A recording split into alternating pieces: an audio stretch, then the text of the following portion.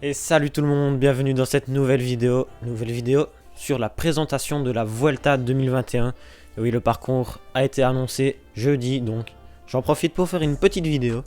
J'avais également fait une vidéo sur la présentation du Tour de France 2021 sous une forme assez différente.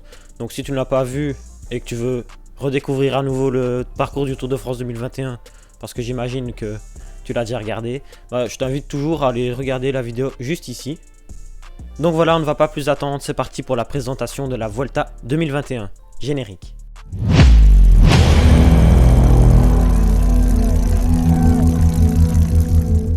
La 76e édition du Tour d'Espagne, qui aura lieu du 14 août au 5 septembre, sera une fois de plus très montagneuse. Après un départ des Pays Basques en 2020 et une course réduite à 18 étapes, ne me demandez pas la raison, vous savez très bien pourquoi.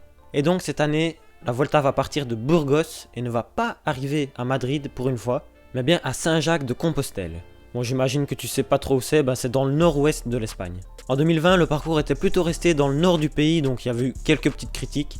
Mais cette année 2021, ils ont été partout dans l'Espagne, au nord, au sud.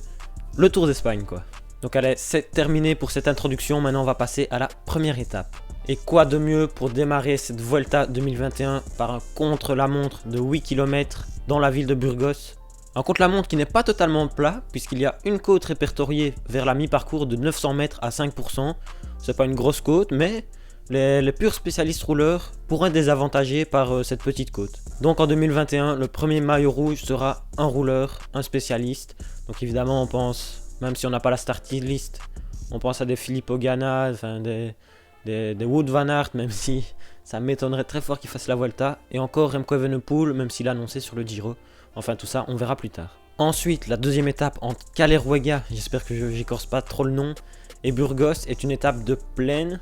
Mais attention, elle va quand même être usante, ça se voit quand même sur le profil que c'est pas de tout repos, même s'il n'y a aucune côte répertoriée. Donc on aura sûrement à l'arrivée un beau petit sprint massif pour la deuxième étape de cette Vuelta. La troisième étape sera longue de 203 km et aura comme première arrivée en montagne le Picón Blanco. C'était le juge de paix de l'étape 3 ou 4, quelque chose comme ça, du Tour de Burgos en 2020, où Remco Evenepoel s'était illustré et avait remporté cette étape. Donc même s'il a annoncé sur le Giro, on est obligé de penser à lui, surtout quand on est belge en plus. Donc ce col fait 8 km 500 pour 9% de moyenne, donc c'est quand même un col difficile. Celui qui prendra le maillot rouge à l'issue de cette troisième étape sera quand même un prétendant sérieux au classement général. Donc les favoris vont pouvoir se faire la première bataille sur cette étape. Ensuite, la quatrième étape, j'ose pas trop prononcer tous les noms d'étapes, donc ce sera à chaque fois affiché en dessous, ne vous inquiétez pas, enfin vous le voyez. Mais donc je vais pas prononcer ces trucs là. En tout cas c'est 163 km de course pour une arrivée en côte. Mais c'est pas non plus très compliqué, donc on pourra avoir des sprinteurs qui s'illustrent, mais des sprinteurs qui sont quand même bons en côte, qui ont quand même un assez bon punch. Donc cette étape va quand même être très intéressante à suivre aussi. Ensuite, la cinquième étape est longue de 184 km et devrait normalement laisser un peu de répit au peloton et donner lieu à un sprint massif à l'arrivée, vu l'absence totale de relief sur cette étape. La sixième étape sera pour les punchers avec une belle arrivée en côte, qui sera donnée dans l'Alto de Montana de Cullera, désolé encore pour le nom. En tout cas, c'est 2 km à 8% et là il y aura de nombreux virages, donc il faudra faire attention et être bien placé dès le pied. Les 2 derniers kilomètres de cette étape promettent encore d'être grandioses et d'avoir du beau spectacle. Et c'est tout ce qu'on demande nous en tant que spectateurs. La septième étape, 153 km et une étape de haute montagne qui arrivera au Ballon d'Alicante. 3700 mètres de dénivelé positif, 6 cols empruntés et l'ascension finale fait 3 km 800 à 9,6%. Donc en ce début de Vuelta, on a quand même des pourcentages assez élevés dans les arrivées. En tout cas, ce qui est sûr, même si l'échappée va au bout, c'est forcément un homme fort qui va gagner cette étape. Parce qu'elle est vraiment intéressante et ça devrait bouger aussi niveau classement général. L'étape 8, c'est la troisième chance des sprinteurs. C'est une étape complètement plate mais qui longe la mer Baléare, donc attention aux bordures. Maintenant, c'est impossible de prédire à l'avance s'il y aura beaucoup de vent ou pas. Mais il faut se méfier, ça peut totalement arriver sur ce genre d'étape. La neuvième étape, 188 km, étape montagneuse. L'arrivée sera donnée à l'Alto de Felefique, oui je lis ma fiche, pour m'y retrouver. C'est vraiment un beau col, 13 km à 7,3%. La pente est très régulière, même un pied encore plus difficile. Un col très régulier avec 22 lacets, donc ça va être très intéressant à suivre. Vraiment, il faut la regarder à la télé celle-là. Je pense qu'elle sera belle, Mais il reste encore vraiment pas mal de très belles étapes dans cette Vuelta 2021. Restez bien jusqu'à la fin. En tout cas, cette étape est vraiment impressionnante niveau dénivelé. Il y en a 4700, c'est vraiment beaucoup pour une étape d'un tour. Allez, on passe à l'étape 10 après un jour de repos. Cette reprise, c'est pour les punchers. Et oui, il y a une belle bosse qui fait 4 km 600 à 8,8%. Et après ça, ils vont entamer une descente de 30 km. Donc la descente sera longue. Mais s'il y a des écarts au sommet, normalement il devrait rester, mis à part quelques petits regroupements. Donc ça devrait être une arrivée en petit comité.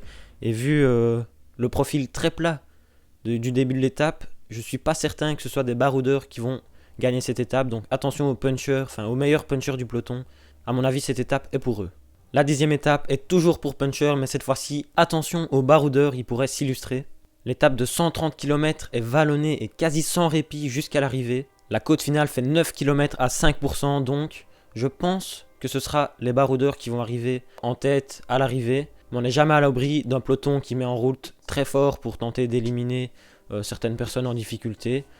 Donc évidemment, je ne m'avance pas, je ne dis pas ce sera un baroudeur qui gagnera, non, mais c'est fort probable.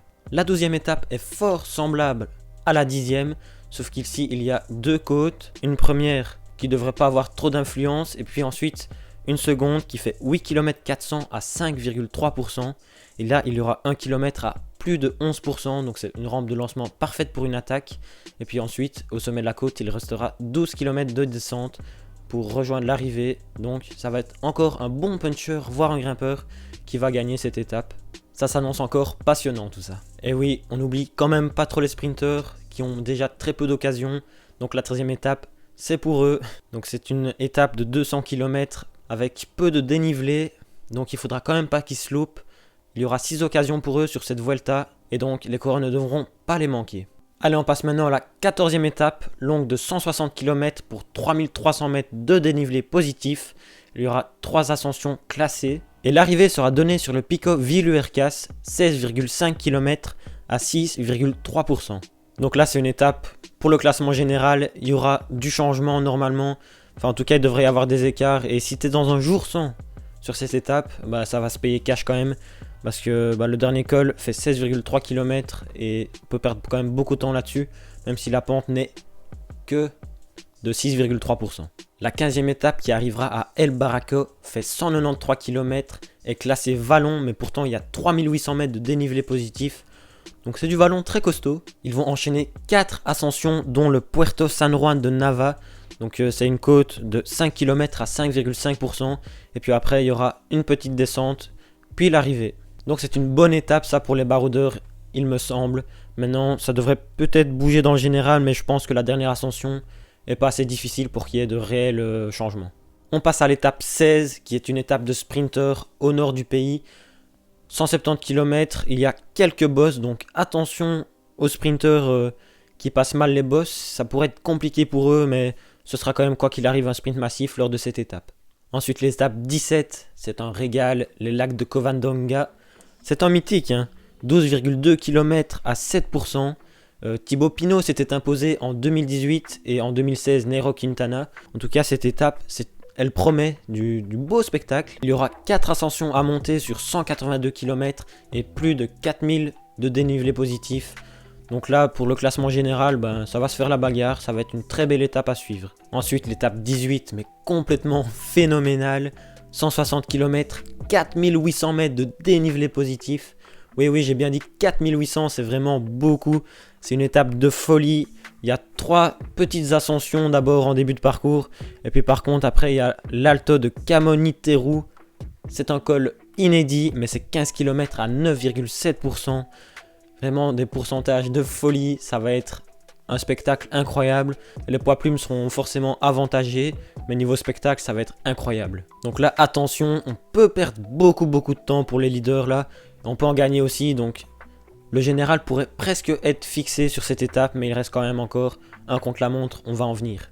La 19e étape arrivera à Monforte de Lemos, 193 km avec un début de parcours assez accidenté, donc ça devrait éliminer les sprinters, bien qu'il y en ait quelques-uns qui pourraient passer. Et ceux qui passent pourront jouer la victoire de l'étape, parce qu'après, à la deuxième moitié de parcours, il n'y a plus trop de difficultés.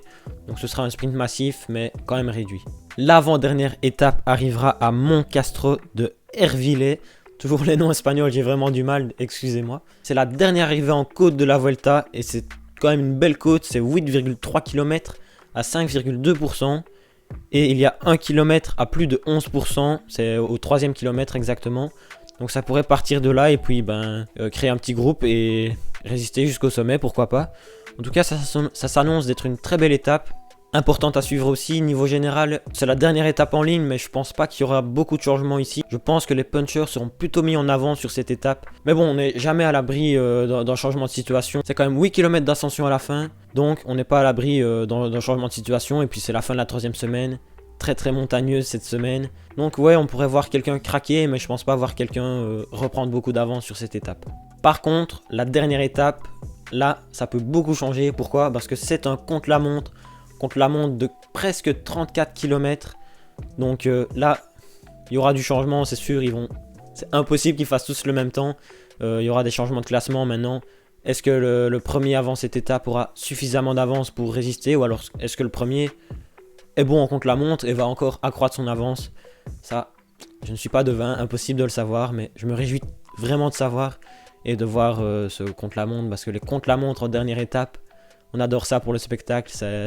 Ça apporte beaucoup de suspense. On a vu notamment à la planche des belles filles qu'il y a eu un retournement de situation. Donc c'est toujours sympa pour le spectacle, tout ça. En plus, sur ce contre-la-montre, le tracé est assez vallonné. Donc ça va pas spécialement être les purs spécialistes de contre-la-montre qui vont s'imposer. Et quand même à noter qu'il n'y aura pas vraiment beaucoup de relance sur ce parcours. Il n'y aura pas trop de virages. Donc les risques de chute sont plutôt basses quand même. Mais attention, il y a quand même une ou deux descentes. Donc il faudra faire attention sur ces endroits. Je sais pas encore si les routes de descente sont dangereuses, mais en tout cas, ça s'annonce d'être passionnant cette dernière étape. Et voilà, donc c'est une Vuelta, je la trouve exceptionnelle.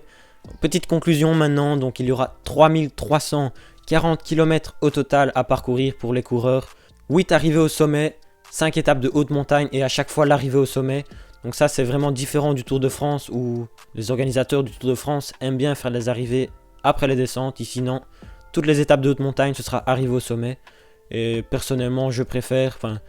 C'est pas mal d'avoir une ou deux descentes après un bon gros col, mais c'est quand même mieux, c'est pour le spectacle, d'avoir l'arrivée au sommet.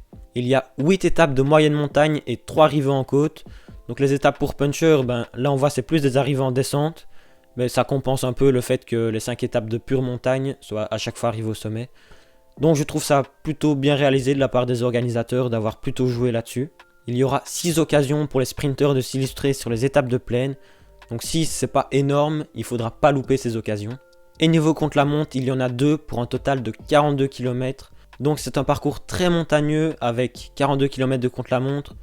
C'est pas énorme, mais c'est quand même beaucoup aussi. Donc il faudra pas être mauvais en contre-la-montre pour prétendre à la victoire finale. Sur tout l'ensemble de la Vuelta, il y a 3 cols hors catégorie, 13 cols de 2e catégorie et 16 de 3e catégorie. Bon, sans surprise, en vous l'expliquant, vous l'avez sans doute compris, mais la dernière semaine, c'est une semaine de folie, donc c'est là qu'il devrait se passer le plus de choses, avec les lacs de Covadonga et l'Alto de Camonintero, toujours difficile les noms. Donc ça promet, et puis en plus les 33 km de contre-la-montre à la fin.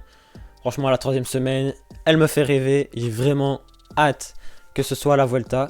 Donc voilà, c'était la zone rouge, merci d'être resté jusqu'au bout, n'hésitez pas à vous abonner, mettre un pouce bleu, à la prochaine, ciao.